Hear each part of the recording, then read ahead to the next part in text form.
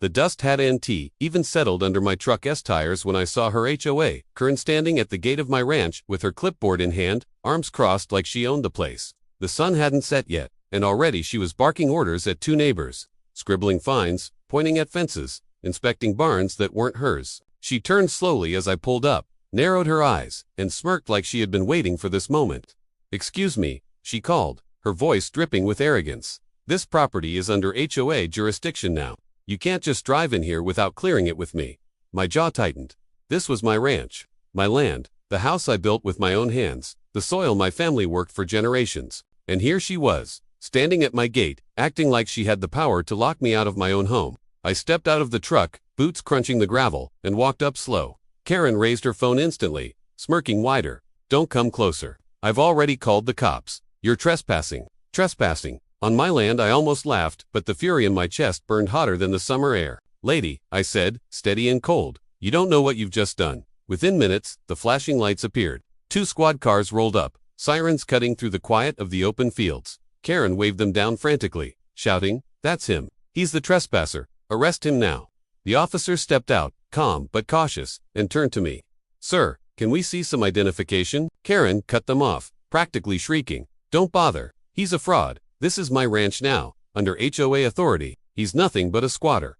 I didn't move, not a twitch. Instead, I reached into my truck slowly, pulled out a thick leather binder, and placed it on the hood of the squad car. Inside, not just the deed to my land, not just proof of ownership, but something much bigger, documents that made the officer's eyes go wide. Karen laughed, still convinced she was winning. "What's that supposed to be?" "Some fake papers you printed off the internet." The officers didn't answer her. They turned back to me, their demeanor changing instantly. One of them stiffened, almost at attention. "Sir," he said carefully, "why didn't you tell us sooner who you are?" Karen blinked, confused. "What? Who is he?" I stepped forward, looking her dead in the eye. "You think you run this neighborhood with your fake fines and your little clipboard. But here's the truth. I oversee every single HOA in the United States. Every single one. Your rules don't apply to me. My rules apply to you." The color drained from her face. That's impossible. No one has that authority." The officer beside me spoke, his tone sharp. "Ma'am, it's very possible. And you're standing in front of the man who signs off on every HOA charter in this country. If he wanted to, he could dissolve your entire board with a single signature." The crowd of neighbors had gathered now, murmuring, phones recording, eyes wide, in shock.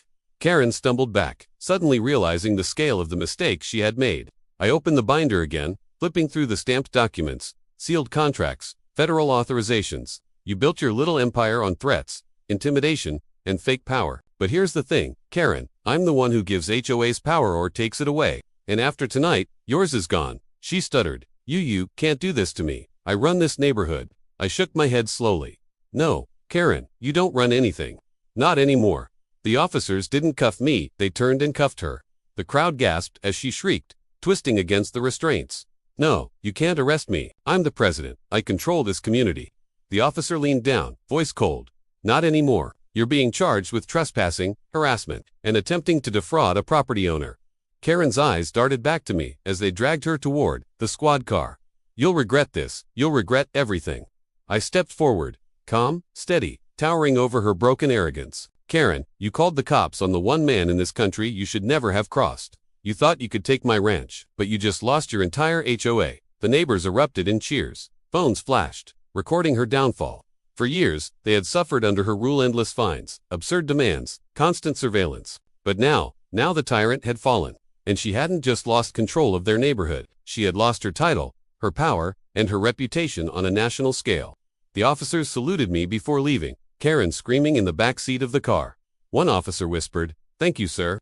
It's about time someone put her in her place." I turned back to the ranch, my ranch, the place that would always belong to me and my family. My son wheeled up beside me, eyes wide with pride. "Dad, you're really the boss of all the HOAs." I put a hand on his shoulder, smiling. "Every single one, son." And today, we reminded them all who's in charge. Because Karen thought she had power. She thought she could call the cops, twist the story, and steal my land.